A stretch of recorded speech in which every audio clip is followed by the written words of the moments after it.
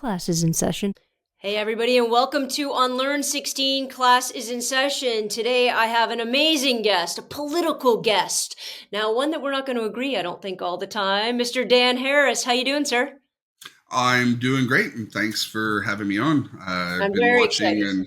and on Twitter and on the podcast, and keep coming up with things to say and things to add. And you can't ever cover everything on a topic. There's True. always more to add on. So hopefully we can deal with a few of those today, and I'm sure we will agree on a lot of things. But disagreement is good, and whenever you're wrong, you get to learn something. Yeah, and that's, I wish, I know that we mostly sit on the same side of the aisle here for most of the issues. Having said that, I wish more intellectually driven, intelligent individuals from both sides of that aisle sit down and have discussions more often rather than sitting themselves in an echo chamber. I have reached out time and time again to different people from different, parts of the political spectrum. But I just think I don't know if they feel as though they don't want to be on my platform because then that's giving me light and they don't want to do that, or they don't want to maybe have a gotcha moment, or they don't want to, you know, loot, like at the end of the day, be seen as being wrong on something. And so they just, avoid it altogether. Being wrong is a sign of weakness, right? Oh, yeah, of course. A sign of Especially in weakness. politics. Well, there we go. And I also feel as though, and I want to get to how you got into politics in your career a little bit and where you started from. I also feel as though, you know, the more that we minimize the nuance of every single conversation, the more that we actually destroy the thing we're speaking about. I don't know of an issue, of a topic that doesn't have a whole host of shades of gray. um, there are some extreme topics, sure, but for the most part, any big political, economic, social decision is going to have huge shades of gray. And if we can't talk about them, it doesn't make any sense to me that we're even bothering saying anything. So why don't you tell us how you got into politics, what your career has been like, how you started, and then, we'll just sort of go from there. Well, I mean, I grew up in a politicized family. My dad has always been involved in politics in his local riding association, also with the NDP. But then when I was in high school, a guy named Mike Harris got elected as premier. And already being politicized, I was very well aware of what was coming. Right. And so at that point, the day after Bob Rae lost government, I went into a defeated NDP campaign headquarters and I said, sign me up. And I Right. was 15 at the time. And my little bit of rebellion against parenthood was to actually get involved in a different area than my dad was involved in. Okay. So he had always stayed involved in Scarborough Southwest, which was where he grew up. At the time, we lived in East York. So I was like, I'm going to get involved in the York East Riding Association. And then after signing up my membership, this was in June, I went to my first executive meeting at the end of August. And I'm walking in there as a 15-year-old with a bandana on my head, and I've got, loose jeans, and I've got a chain hanging down. And I walk into the room and I'm like, yeah, I don't look like anybody else here. Right. But the Riding Association was, unlike many, still a relatively young group for the most part.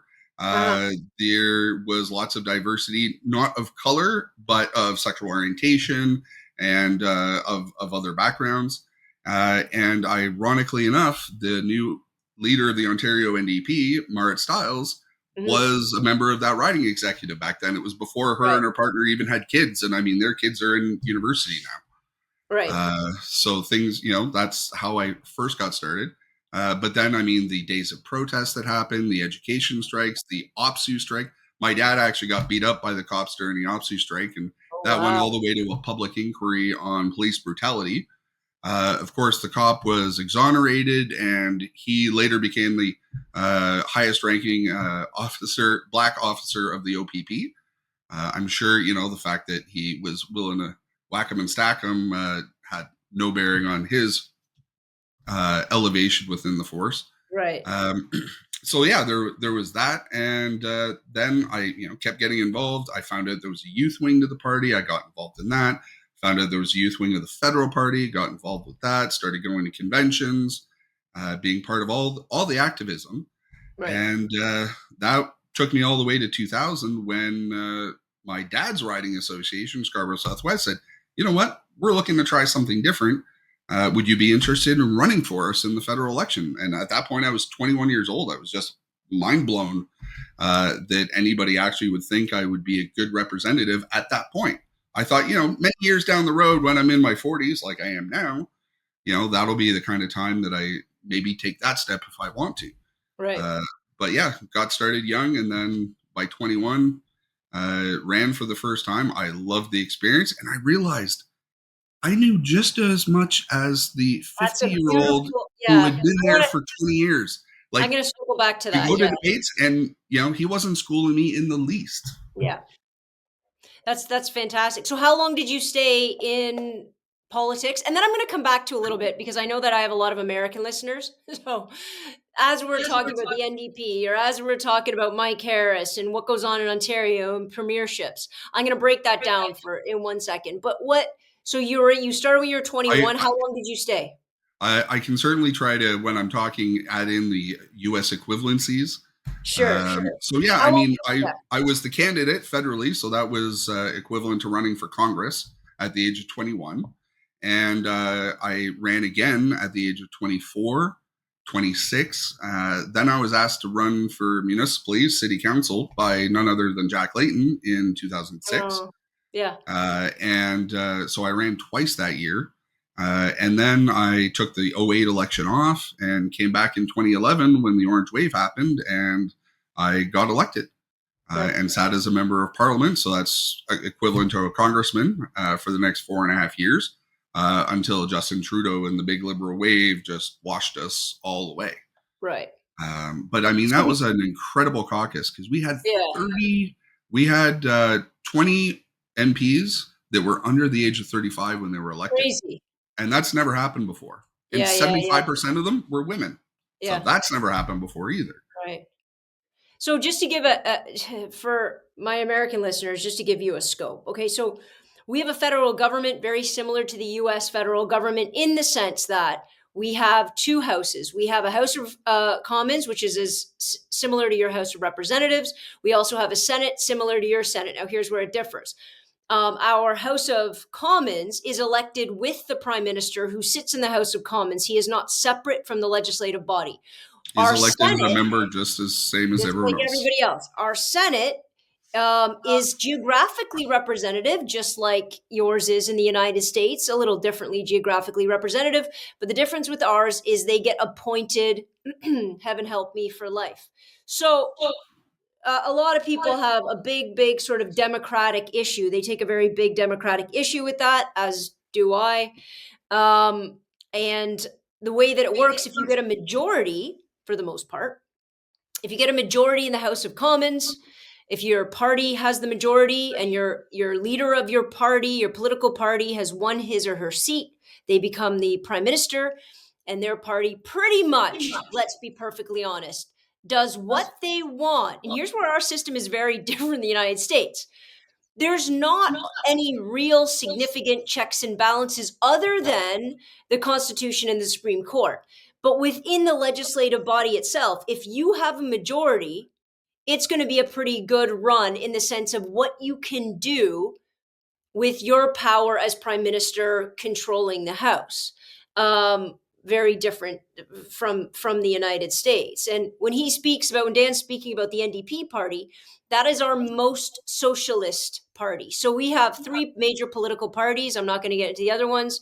We have the conservatives that, to be honest, economically, legislatively, very similar to a lot of Democrats, not left-leaning Democrats, but some Democrats in the The states. corporate Democrats.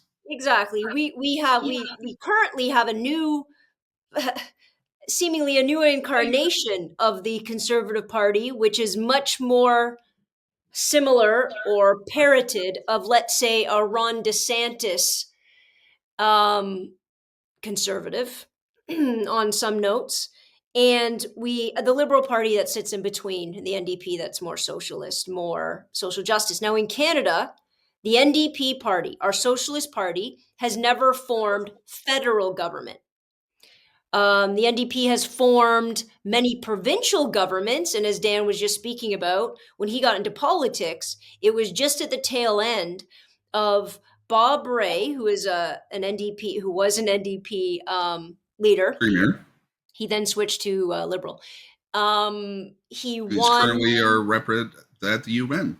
at the UN. He won and got a majority in Ontario and led Ontario. Now, unfortunately, he led us right around the exact same time in the early 90s of one of the worst recessions that we've It seen in was a while. definitely the booby prize. Right. Yeah, it was. It was. And then he had to make some very hard decisions that people got very angry with. But in retrospect, you kind of go, okay, they weren't so bad. His choices weren't so bad because the guy that followed him, which I want to talk about right now, because I think he's very much involved in politics today. I think he's very much on the shoulder of Pierre Poilievre, who is our conservative leader on a federal level. His idea of politics, his idea of sort of conservatism, not just fiscally. We used to have a lot of fiscal conservatives in Canada, right? They talk about the money, but they still have a fondness and a recognition for the need of social justice. Whereas Mike Harris might have crumpled a lot of that up, chucked it out the window, right? And then following, like similarly following a guy like Stephen Harper.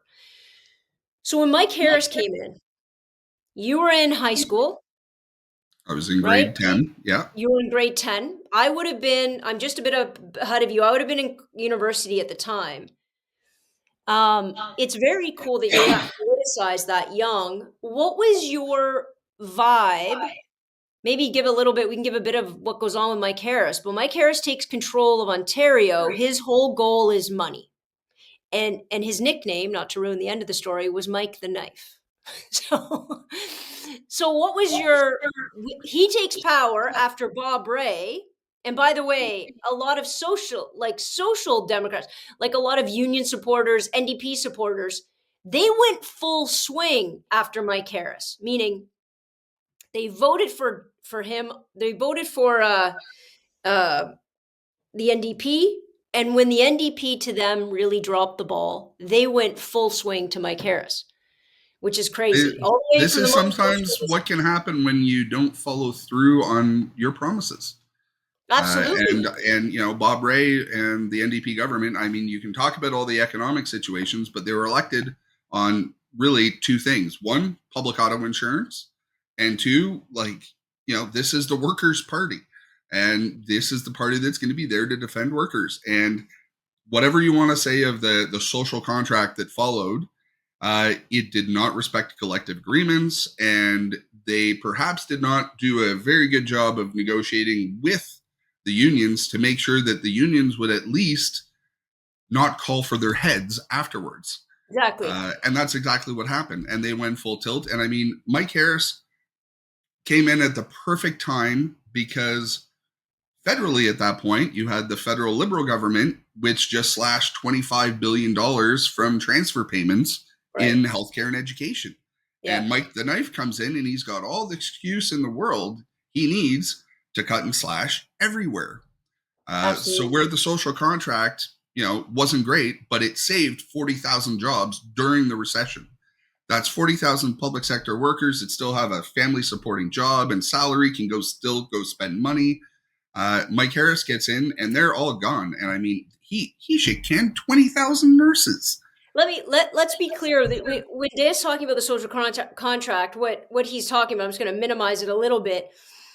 When that recession hit, when the federal government cut that much money from transfer payments, so the way it works in Canada and similar to some degree in the United States, our income tax goes to the federal government. The federal government then redistributes it equitably, not equally to what you've put in, equitably to make sure that wealthier provinces make sure that all provinces have, let's say, a basic style and a basic level of healthcare, a basic level of education. They get a certain amount of money so The everybody's poor taken. provinces can maintain a similar level of There services you to the go. rich provinces. That's what it's Exactly. all And then about. when the federal government cuts those transfer payments, which nobody, by the way, ever really holds their feet over the irons for, let's be honest. It's kind of like they get cut and then we blame the provincial governments. So when they cut the money, then the provincial governments get to decide, okay, now what do we do? Do we spend less Do we make cuts, or do we raise provincial taxes? Nothing's going to be good in that scenario, right? Nobody's going to be happy with anything they have to do. And since they can't just point the finger and say, well, they gave us less money, they try to figure out new and exciting ways to handle that. Now, Bob Ray came up with something called that was nicknamed the Bob Ray Days. Here's what that meant. 12 days of the year, if you were a public service unionized employee, for the government, whatever level. So we're talking nurses, teachers, firefighters, police, everybody. If you worked for the government, you took off 12 unpaid vacation days per year. One day, you lost 1 day a month of pay. Now, what that did, just like Dan said, it stopped people from getting fired. It kept services up. It kept all of those things going. And even though everybody had to tighten their belts and it sucked, and yes, the unions were incredibly angry about it, it didn't change the foundational structure of our social services. But when Mike Harris got in, and everybody was so angry with what Bob Ray did and how he had the audacity to make us take a day a month off, Mike Harris came in, and this guy shut everything down. He amalgamated things. He shut down hospitals. He canceled, oh God, to the point where he cut back workers so much that it ended up creating the circumstances for Walkerton, which was this incredibly horrific water treatment crisis where people died because they didn't have enough people checking the water supplies and making sure they were clean and all of that kind of stuff They because cut back the checks and balances. cut, cut, i.e., Mike the Knife. My mom was directly impacted at that point because she was working at a hospital, which was called Wellesley Hospital at the time. And Wellesley Hospital was at, let's say, not the nicest areas of Toronto, and it served a very particular demographic. Okay, so my mom worked there for the better part of her career, but it served a lot of lower socioeconomic class. It served a significant aspect of the prostitution, sex trade workers within the area. First transgendered surgeries were going on at Wellesley It's also Hospital. where Women's College Hospital was in There we there, go. and there you get your first gender bit There we because go. And at that point, they had to make a decision because of Mike Harris. What gets shut? Wellesley Hospital or St. Mike's? Well, guys, I don't need to be, a fortune teller to understand how that was going to play out. And and my mom then transferred to St. Mike's, but we all know the limitations, let's say, of a hospital like St. Mike's, which was still overseen and final decisions made by the Pope. There's still a person at St. Mike's who talks directly to the Pope. So, for example, St. Mike's doesn't perform abortions. For example, St. Mike's back in that day wouldn't even come close to giving gender affirming care. So you had all of these limitations for two downtown core hospitals. And the one they chose to close, you know, obviously for very, very political and social reasons, not economic, because Wellesley was on a different parcel of land. Wellesley could have become a huge hospital oh, downtown. absolutely. Whereas St. Mike's, if anybody knows it, is right beside the Eaton Center. So it has no place to grow, quite literally. The one other thing St. Mike's has going for it is it's really become, and was at the time becoming, the main trauma center. It's Sure. where all the air ambulances go, and we even had like a kid in East York who was stabbed 2 blocks away from East General, and died en route to St. Mike's. Right. And I mean, you have stuff like that going on when things get a little too concentrated. And that's exactly what happened under Mike Harris. You have all these extra services available in places, and they all get concentrated into one. Certain places. Exactly. You get hospitals now, and this is what he tried to do. And it's all about, I think it's a kind of a cultural shift, and it's a bad one. And I don't think this is just a conservative issue. I think that it's a cultural shift to watch people become more narrowly focused and specialty oriented in a hospital or in a school to the detriment of everything else. But when you have that, and I need a neurologist, but I've had an accident in Durham, what what the heck? So I get airlifted, treated, whatever, but that time where I've said this is the only place where we have specialists anymore because it's more cost efficient, you start to have huge problems. And we've seen this time again. Like there's when we say my issue with the Wellesley and St. Mike's thing isn't even about concentration. It's about if you're going to get rid of one hospital in a downtown core, you could have very easily transferred all of their expertise for trauma to Wellesley very easily. But you couldn't transfer abortion care. You weren't allowed to transfer gender affirming care. You weren't allowed to have people, for example, sex trade workers, shift to this particular hospital that had such a Catholic underpinning. That wasn't allowed. So all of those people really were sort of incredibly marginalized and left out of that mix, which again, people They don't talk already about. were. It just pushed them out further. Way out further. Absolutely. So as Mike Harris stepped in, you know, as he started, you started seeing what go on in schools because I saw it at the tail end, right? So Mike Harris, like last year, my stuff, it started. The funding to schools started to gradually recede. And I mean, the contract negotiations were coming up, and the first thing the government wanted to do is, of course, you know, hold the line on salaries and give teachers more responsibilities.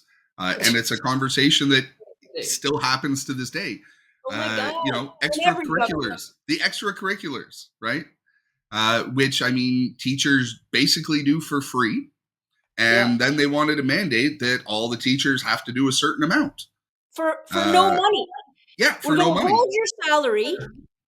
You're contractedly no under the unions. We're going to hold your salary that you're contracted and you're expected to perform A, B, and C. We're going to add D, E, and F, but we're going to hold your salary. What And in no what increase in land? prep time either. You've got more work to do, but you don't get more prep time to do it. In what So, land does that make sense? Because then and we face one of the class worst counts strikes. start going up. What happened in our school, the first thing was we basically had an entire year of work to rule. Yeah, no Because the extra. schools weren't ready, like the teachers' unions weren't ready to go out at that point, and go out on strike. And then, we ended up in that situation in 2017 where you actually had a province wide wildcat strike by teachers, Right. where, that was technically an illegal strike that they were all off for 2 whole weeks, because everything came to a head at that point. Yeah. And, I mean, my school was at the other end of town, from where I live, but growing up in that workers and politicized household, I made sure to go up and support the teachers on the picket line. Sure. And then I also was down in Queen's Park. It was actually the only time I met a couple of teachers because since I was in such a small school, some of the courses I took were actually done remotely, Oh wow. with remote teachers. It was on this network for the French schools. And, we're sitting in front of a computer with an old school stylus tablet, and then that teacher's sitting in another school, and there's like 5 kids here, 5 kids here, 5 kids here. Right. So yeah, the only time I actually met those teachers was on the lawn in front of Queens Picket Park. line. Right. I hope it helped my grades, but I don't know. Should have. It's worth an easy 10% in my book. I'm going to get so many comments because of that. Oh, Joanna gives marks for being political.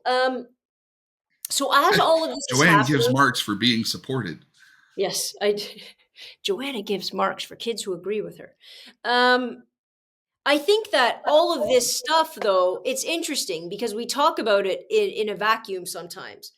But I think it's all very much led to where we are now. And to not um, hide anything or mislead anybody, make no mistake. You had Mike the Knife, then you had a liberal government on Ontario, two different liberal leaderships, ending with Kathleen Wynne, and Kathleen Wynne, who I've had on my podcast.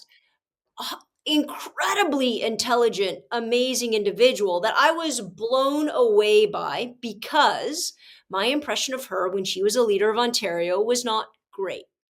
It was not great. And one of my biggest issues, and again, for those who don't understand how strikes work, the way that it works with a union, you vote, you have a strike mandate, you are then said to be in a legal position to go on strike. Then you can go on strike. The only people that cannot go on full strikes in Ontario, or I'm assuming Canada, are industries or workers that are deemed essential. For example, police, firefighters, nurses cannot go on strike. Ambulance. Ambulance, right? Because makes sense. They would have a hell of a lot of power. The cop said, "We're done for the day until you give us what they want." That would be an undue level of power on the side of a union, right? They could put down And everything. far too detrimental to society at large. If Thus, there's the no reason the nurses, there's undue no doctors, power. there's no ambulances, people are dying in the People streets. die, right? And from what I understand, that is the line of an essential service. Okay? So fast forward to our teachers going on strike. They are not an essential service. However, they, under Kathleen Wynne, were legislated back to work. So technically, what Kathleen Wynne did is she sat down in the house and voted to force those teachers back to work. Otherwise, there would be penalty. Now, did she force them back to work? Yes. Was it constitutionally illegal? Eventually, they said yes, it was. She shouldn't have had that power. Well, and the bill that they passed in order to remove those powers from teachers is like that's what was found unconstitutional. All that, and Exactly. that was what 2014, 2015 in that time frame. And then We're what? 2023. My dad just got his check last week from that. Oh, His retroactive pay. wow. He's been retired since 2015. That's insane. Well, at least he got the check. I Yeah, mean, but at like least they it's tied it it's up. absurd that all of this takes eight Yeah. 9 years Yeah. before the money's actually doled out when you're in that need at that time. Well, and as everybody that's following Ontario politics, I mean, I do like to complain about the states, but we had a very similar issue go on very recently with Doug Ford, who is now the Conservative Premier of Ontario, just like your governors, Conservative Premier, and this gentleman. Whew, that was hard. I think that got caught right here. He, when EAs and support staff workers were in a position to strike because they had a strike mandate, meaning they hadn't had a raise in X amount of years. They like just the lowest paid worker in our educational system was about to go on strike And they for just spent equitable 2 pay and years support, through the pandemic. COVID, everything. Bob Ray says we're not negotiating, and I'm going to use something called the notwithstanding clause, which he evoked. And the notwithstanding clause in Canada might be the most asinine piece of legislation that was shoved into our constitution that stipulates if a province can point to, and I still don't know how he did this with this particular legislation, there is a cultural or unique issue within the province that needs to override the Constitution in order to maintain, the province can use this piece of legislation to supersede the Constitution. So, for And example, specifically the Charter of Rights and Charter of Freedoms. Rights and Freedoms, which is our version, the United States, of our Bill of Rights, let's say. So, you're allowed to override it. Where has this been used? Well, it's been used in the idea of Catholic schools, right? Catholic schools can historically have been discriminatory in many different ways, particularly focused on gay employees, students. But you used to be able to. This is insane. The Catholic schools could fire a teacher for being pregnant without being married. Completely within. They were allowed to supersede the Constitution for that. Ridiculous. Other people that have used this has been Alberta surrounding their natural resources. They've used the notwithstanding clause a little bit. Quebec has used it in Mo- order to discriminate against multiple religions. And they will say it's to protect French, Catholic, cultural norms, right? Oh, That's what but they. they don't say Catholic because now it's all about la lay state. It's all Oh, about the state without religion. But who's in the majority in Quebec? there we All go. these people who have that same religion.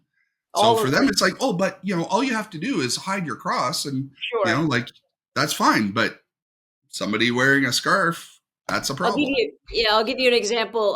Dan, speaking about Quebec passed a law that basically stipulated that any government employee could not wear a religious symbol to work. Now, for most Christians, actually, for all, I don't know anyone, all you need to do is take the saint you wear around your neck or the cross and slip it underneath your shirt, and you're good to go to work.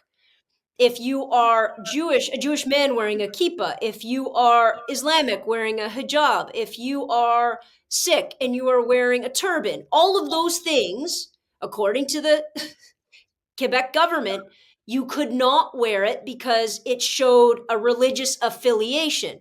Now, this is where the law seems equitable, but is not, seems equal, but not equitable, because Quebec lawmakers knew full and well that that law would do nothing, would serve as a zero detriment to any Canadian in Quebec who was Christian. Nothing. It would do nothing to how they had to go to work every day.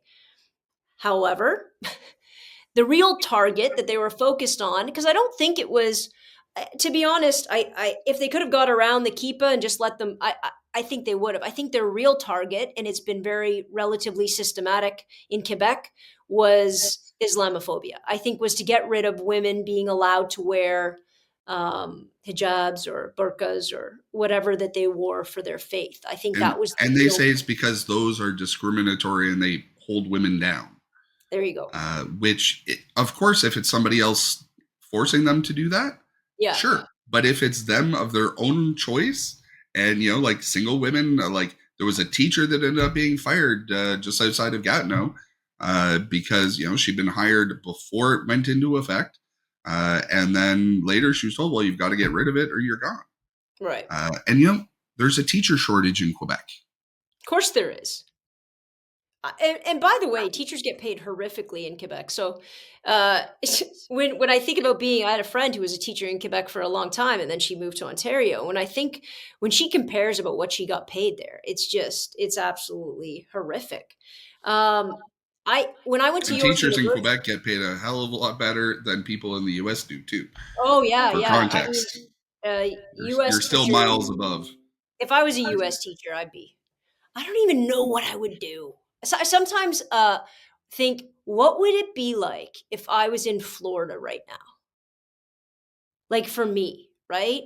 I know the kind of ruckus I would cause. I'm curious on how long I could last, but I also have the mentality of causing that kind of ruckus and not being painfully aware, because I've had the luxury of living here, not being painfully aware of, for example, the state, anybody in the state can now have a permitless conceal and carry. I don't think my big mouth has never really thought about stepping into it and getting me, into a very, very violent scenario. But Dan, I don't think I'd last about 37 seconds down there. I'm not sure I would either. And I mean, I'm just going back to yesterday in the Walmart parking lot. There was a guy, we were parked next to the cart corral, and my 4-year-old's in the cart, and I'm putting the groceries into the trunk. And a guy goes past and then just rifles the cart into the cart corral. And my son turns to me as he's walking away. He goes, "Cuckoo, mister." And the guy turns around. He's like, "You're terrible," is what my 4-year-old told to this grown man after he made a big mess in the car corral. And I'm just like, oh my God. But like, does that get you shot in Florida? I don't know. Listen, I don't know. I know that and I would love to lead this in because I'd like your opinion about while we're in deep in education, I'd like your opinion about what's going on in the York Catholic board right now. Go. Um, because when you rile up a population, when you not only make it acceptable for the level of discrimination and hatred to fester, when you make it your goal, when you hold it up as almost your, and I'm not condemning Christians here, please understand, but your biblical responsibility, that's how the manipulation of Christianity rolls out by some. When you hold it up as such and you point the finger and you say it's them, it's their fault. They're the ones, by the way, who are coming after your kids. Holy crap. Now you've created the perfect little stoked fire that all you need is one ignition, one spark, and the whole thing is a One nut powder. job. Yes, one, right? One person to say, okay, if they're coming after my kids, Ron DeSantis has said they're coming after my, Ron DeSantis is trying to take down a cartoon mouse. And it seems funny to us because I'm like, what a moron. I hope the mouse crushes you. But what I forget is he's creating such a horrifically divided, hateful, and subsequently violent society in a state where he's actually now taken away most forms of education for anybody to get any actual information in their head. That is freaking terrifying. It's not off the internet. Well, yeah, and that's what you hope for, right? But then you watch, like, let's be perfectly honest. Us, like you and I, might go to the internet and might try to use it for very, very political, very intellectually driven. But most people, and please don't think I'm out of this loop, most people do a handful of things on the internet. And it's not fact checking random 140 character tweets. It is making TikToks. It is watching a TV show. It is talking to the same social circle that I talk to every day, but through photos or through video or through a couple of tweets, right? And so the notion that a 12, 13, 14, 15-year-old kid is supposed to not have the access to ideas and intellectual banter at their school, that they're going to go home and look it up on the internet and find out how DeSantis was like. Now I have hope for that, but that's not how most of us spend our time, right? No, and I mean most of us, we have to be exposed to new ideas to get interested in them in Yeah, order to go and explore them and to flesh them out. And if you're not allowed to learn or to hear about these things, then you're not going to get to know them. And I mean, I can go right back to my very first intro into politics when I walked into that house a couple blocks over from my place and into that riding association or the electoral district association meeting. And you know what? Like I was 15, but like I went to a French Catholic school. Going into there, this was the first time I was exposed to people in the LGBT community. It was the right. first time I was exposed to somebody who had HIV. It was the first time I'd really seen, that larger world. Yeah, And then when I started going to other meetings and going like, wow, there's a lot of different people out here. And, you know, everybody's got their own thing. We all have things that tie us back together. But everybody has their thing that they need dealt with, and that's different from what other people need. And absolutely. being able to see all that, you see a bigger picture. And it's when you also put a human face on these things, There you right? go. I mean, seeing a person with HIV, like, okay, yeah, before that, all I'd heard was all the scary crap, and then I meet this guy who's just like everybody else, Right. except he has what at that point was a terrible terminal disease. Um, and I yeah, remember, yeah, when I was a kid, again, Wellesley was the place, right? If you had HIV or if you had AIDS, that's where you went. And I remember because it was at the height, like in the early 90s, if you're old enough to walk down this road with me, in the early 90s, people were terrified of being in the same room, of hugging that person, of let alone kissing them, like nothing. You just terrified. And my mom was a nurse, even though in the early 90s they were getting more and more information. I spent a lot of my childhood at that hospital, and my mom was very aware and very scared of, like, if I contract this, what about my daughter, right? Like, again, so much of it not known. And I remember as a kid, one of my most, like, really formed memories, and it would have been in the late 80s, so when it was even less discussed, because it would have been before high school. I remember going into her floor, which was general surge, and I remember looking through a window, like a room, but like the window cut out of a door that was shut. And this gentleman who was sitting there, who obviously had lesions on visible lesions, they're particularly yeah, connected to having full blown AIDS, lesions on his face, and nobody would go in there except doctors and nurses that were quite literally in full hazmat gear, like straight out of Outbreak. Nobody would touch him. He couldn't have family. He never had friends, nothing. And as a kid, I know that now. I mean, I know that now, but as a kid, I didn't. But I'm telling you, I can feel in my chest today how I felt looking at him, and how isolated and terrified and how alone he was in that moment. And it breaks my and all of that was a little bit of science because we hadn't quite caught up, but a hell of a lot of social, ostracization and damnation. Early 90s, want to know why no one was looking up for a cure for HIV? Because the powers that be, the people that were able to control funding, would say, well, it's a gay guy disease. It's a And disease out loud, rampant they deserve it. among the undesirables. Yeah, they deserve it. Sounds very, very Hindu untouchables, right? They deserve it. This is their lifestyle, what led to and then all of a sudden straight people started getting it, and holy shit. Did the waves of money and research roll in? But unfortunately, what we did As soon as is it's a white guy's problem, then the money comes out. but we left it for almost 10 years without some serious funding. Well, when you do that with a new virus, you disconnect the beginning of the virus with how you can find treatment for. But I'll never forget that guy. And I must have been, well, I would have been maybe 10, around that age, like maybe around 85, maybe 10 to 12, like in and around there. But as we're talking about education, we've had some, look, the state's the only place with a problem when it comes to bigots and when it comes to homophobic and transphobic insanity. And I've tried to do this TikTok a couple times, and every time I try, I get too angry and I swear and I have to delete it. Um, in the York, which is a region of Toronto, in the York Catholic School Board, they just had a debate.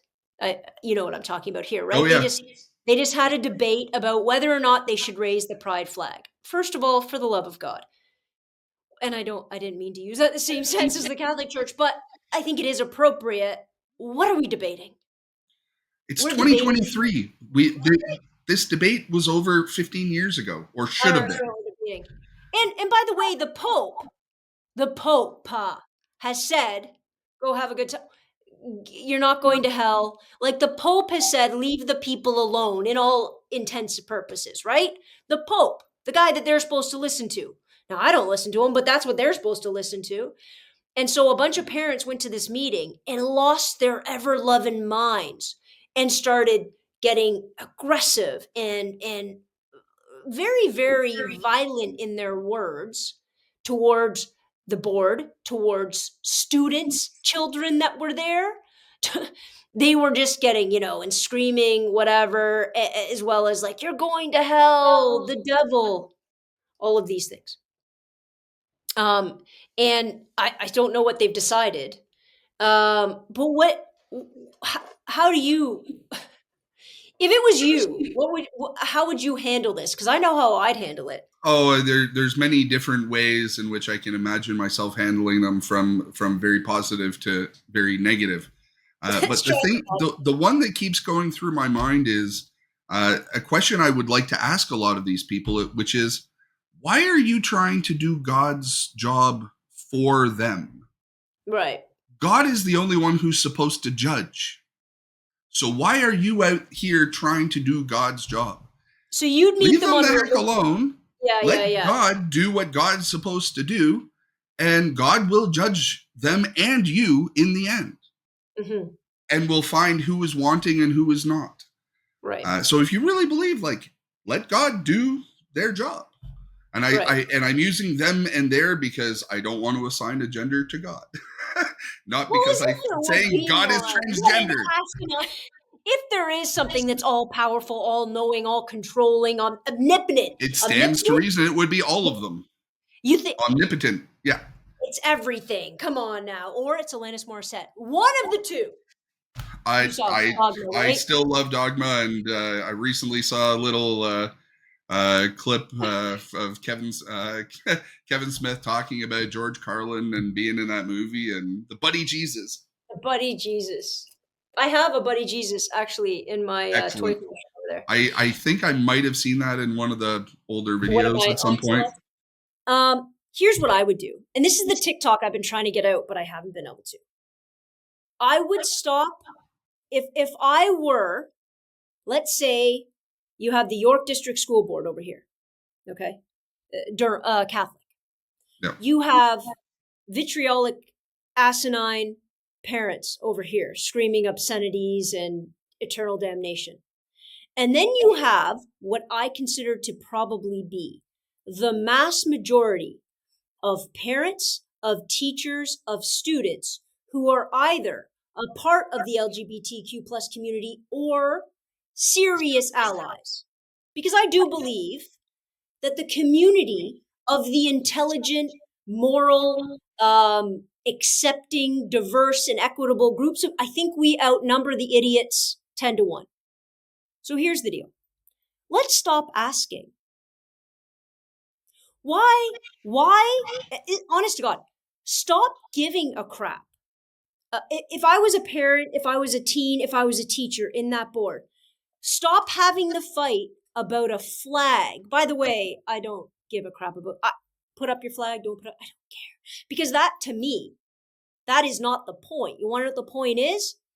Every day as a teacher, stand in front of your class and make a statement right after you make the statement on the announcements talking about this land was the Anishinaabe, that whole thing. Right after that statement, Unceded territory. you say to your class, or you have read over the announcements, at this school, we accept and we support all identities and all people from all walks of life, no matter where you stand and who you are. Say that every day. Screw the flag. They can't stop you from saying that. If you're a parent in a Catholic board and you're upset with this crap, amazing. Put flags out of your car windows every time you drop your kid off. If you're a teenager and you support it, cool. Every chance you get, wear every color under the rainbow into that school to let the bigots know they are in the minority.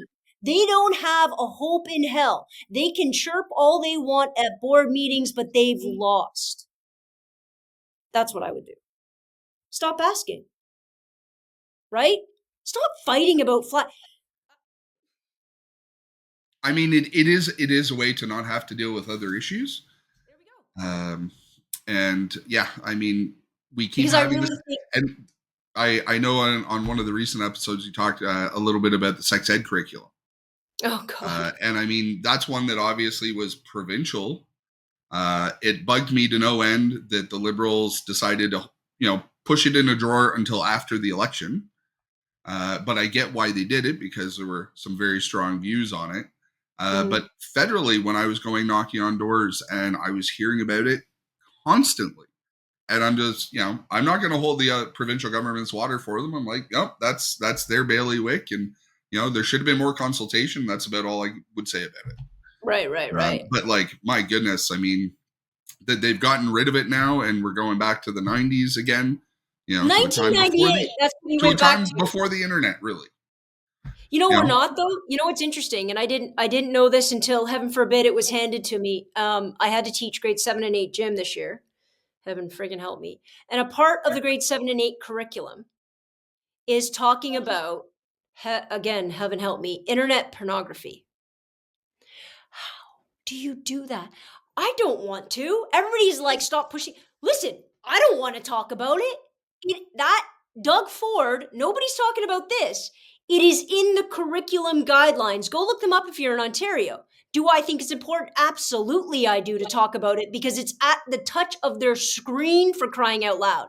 And the more that we pretend as though kids are only going to learn from their parents, dude, you can't put your head any deeper in that sand, right? So I have to talk about it. And that's still in the curriculum. That's where they're my learning.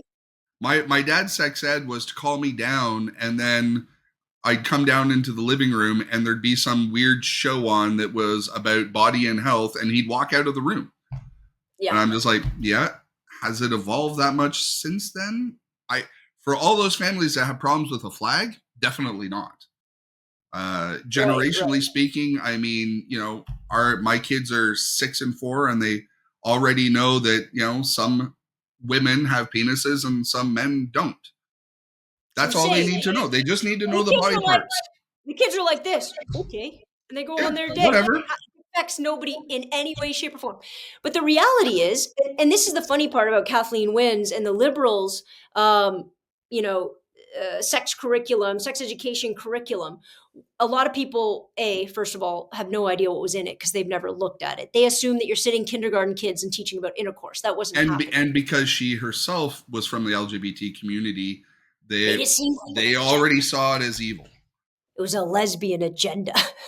First of all, at least no one's getting pregnant. That was just a joke. Everybody calm down. Um, but the Speaking of interesting part faith law was caps, nobody nobody was talking about the really important part of that curriculum, which I think I couldn't even I can't even emphasize how important this should be, which was you talk to young kids about naming exactly about naming their body parts, about being comfortable with their body parts. That's it. That's all we're talking about here. We're not coming up with names like hoo hoo, and dingleberry or whatever the hell you people are calling it. You come up with real names. You don't skip those parts of the body when you're naming them. You talk about consent, not just consent if you're in a relationship. But you know what's important to talk to a little kid about? Their own bodies, their power over their own bodies, their ability to say, no, I do not want to hug grandma. I do not want to kiss on the cheek, auntie or uncle. I do not want you to touch me. How dare we not have that in the curriculum? How dare we? Because all you're doing is setting up for some horrific, and usually, yes, the call is coming from inside the house, some horrific human being to take advantage of the secrecy, of the lack of education, and the lack of awareness that that kid has control over the their own taboo gender. nature of it And is, the yeah, shame, there it is. Disgusting. Anybody that stands against that, I'd like the whoever to come investigate what's going on in your house. Why would I ever want my kid to ever feel as though they have to do anything with their bodies that they don't want? Or why? Why would I want that? Unless, right? Unless if I was, honest to God, if I ran provincially, it would almost be my number one educational priority. the one the issue of the sex ed curriculum came, bumped up against one of the classic problems in politics. And one of the very well used phrases, like within political circles, is when you're explaining, you're losing. When you have to Yeah. sit and explain an issue, when you have to spend time elaborating on something, when it's not easily digestible in 5 words or Oh less, you're my God. losing. And I mean, That's why the I go right back, is I go back. winning. The perfect example I use with this is 2015 and the issue of marijuana. So there was a federal election, and the three parties had very distinct points and Platform. platforms on it. But what it boiled down to was you had conservatives saying just say no, you had liberals saying legalize it, and then you had the NDP that actually had the right approach, which is we've got to decriminalize it now in order to make sure that nobody is going to jail and having lives ruined anymore about this. while we sit together in committee and see And experts and do study. everything, and we create this path to legalization that makes sense for everybody. Well, but that's not legalize it or just say no. But everybody So, wants. I love and that. on Can you say sex that ed one more time? curriculum, like Yeah, sex ed, it was like, yes, the same kids thing. need to identify their body parts and know them and be comfortable with them so that they're comfortable coming and telling you if somebody touched them. And, they need to know respect boundaries. They need to know about consent so that they know that their bodies is a special place. And Last every week, I, conservative, yeah, but like last week, one of my kids, kids do all kinds of different things, right? And one of my kids, like I was bent over and I was playing with one of them, and the other kid, smacked my butt, and I just got a little bit upset. And my 4 year old was like, "Oh, what's wrong, Daddy? Did she touch an intimate part?" And I'm just like the kid knows, and it's like it wasn't a big deal. I and just how old's didn't that one? appreciate it. 4? He's 4, and he just turned 4 a few weeks ago. That's it. You Isn't know, that an amazing? Sorry, can you say, I know we're going to wrap it up. Can you say that last thing you said again? If you have to explain it, I if you have to explain, then you're losing. this And is in our problem. politics, that's one of the biggest problems. That's the Uh, flaw in the political system, period. If you have to Issues explain are it, you're complicated. losing.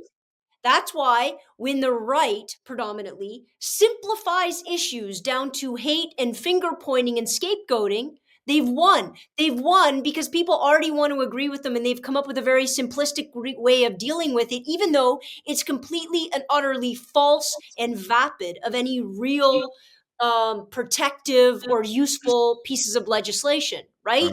They The point the to the trans political community, right? the political lies that work on people are the ones that already feed into perceptions that people feel. And the NDP suffers from a big one on this respect.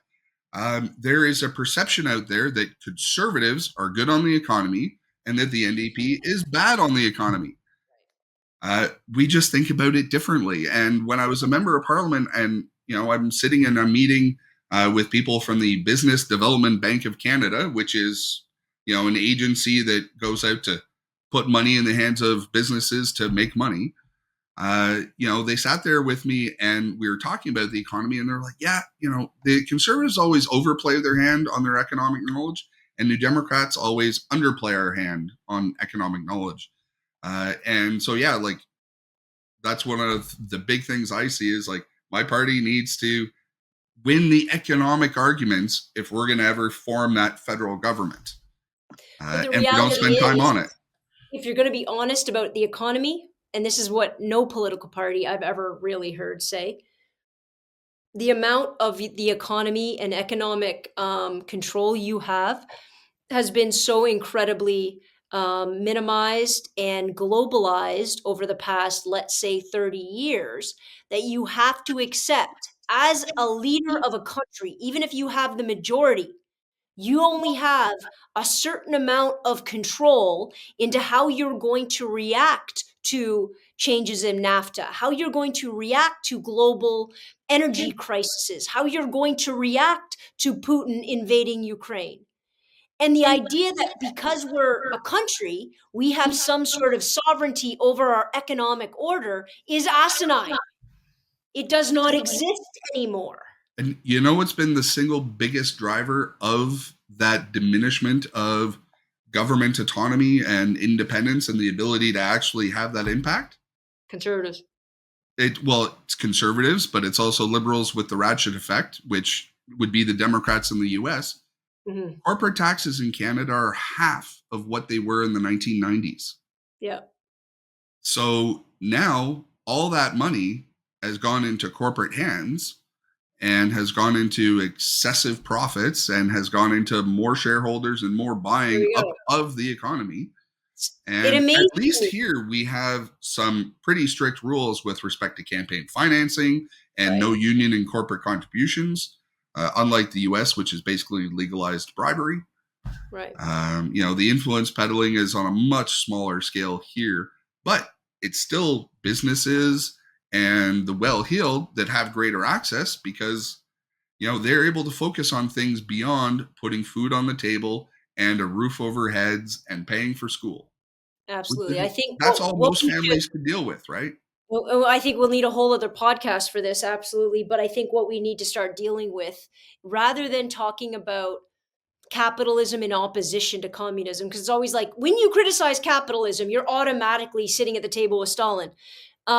We need a space and a mentality and a form to criticize the what we're in right now. And by the way, guys, I don't think it's capitalism. I don't know if we've ever had any clear capitalism demands high levels of competition amongst many different competitors.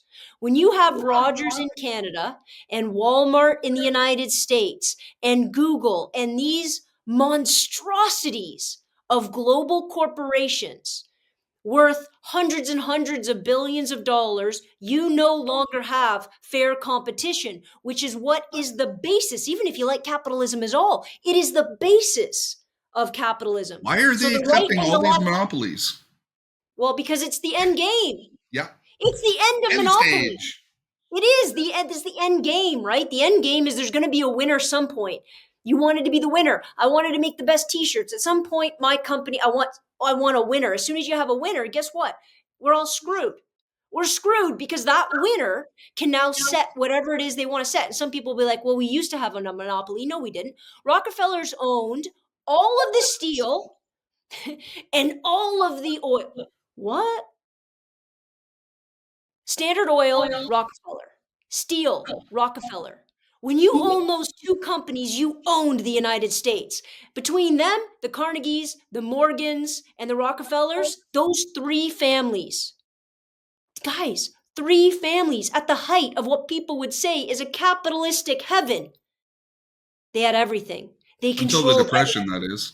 It was only in their benevolence. Still the Depression, but how much did the Depression really hurt them when in actuality they could give away things like Central Park as a gift to New York, right? Because they had tangible things. The Depression's only affecting people that base their lives on non tangibles, on the money they have in their bank account that went to crap. Whereas the Rockefellers still said, don't worry, we still have all the oil, we still have all the steel, we still have our 18 houses and our farms and our whatever. But there is the problem. And I know we're going to lead. Look, if you guys liked our conversation, we'll lead it right into part two as soon as Dan would like to come back and Oh ramble with man, me. there are so many things that we didn't touch on that we could.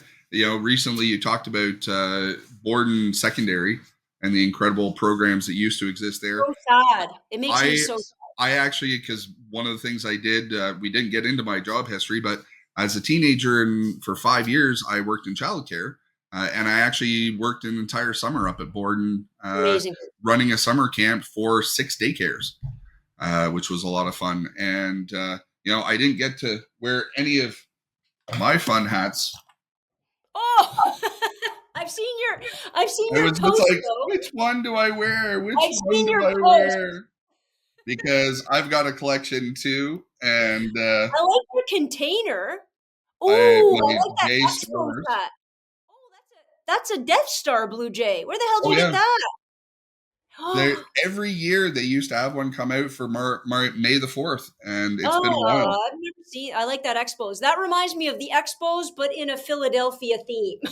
And then yeah, the Star Wars I got to get one of print those, on this. obviously. Because yeah, Thank I God was you gonna have ask it. you, how do you transport your hats, and how do you store them? Because you keep them I in have good a shape. pull-out drawer, so I store them all like this, like folded in Yeah, my whatever. But I have a pull-out drawer because I have this huge IKEA wardrobe. So I have a pull-out drawer that I have two sort of lines of them, and as I pull them out, it holds like 25 and 25. nice. Well, Dan, thank you so much for hanging out with me today. I loved our conversation. I would love more of it. Can you tell the people where they can find you if they want to hear more of your brilliance? Well, I now that I no longer am verified on Twitter, I didn't have to worry about changing my name anymore. So I've actually changed it on Twitter. I used to be Dan Harris NDP. Now I'm Dan Harris Can. And that's on Instagram and TikTok. I'm still Blastnet for my gamers tag. Fantastic. But those are the best places to find me. And for all of my hats, it would be hashtag what hat is Dan wearing? I like it. I like it. And can you stick around for 1 second after I Absolutely. say goodbye to our listeners? I have an off the air question for you. I don't want to blow that up on air. But for everybody who's listening, thank you so much for sticking around, listening, watching. I appreciate it. I will see you next week, next Tuesday, same bat time, same bat station. Have a good week, guys. Dismissed.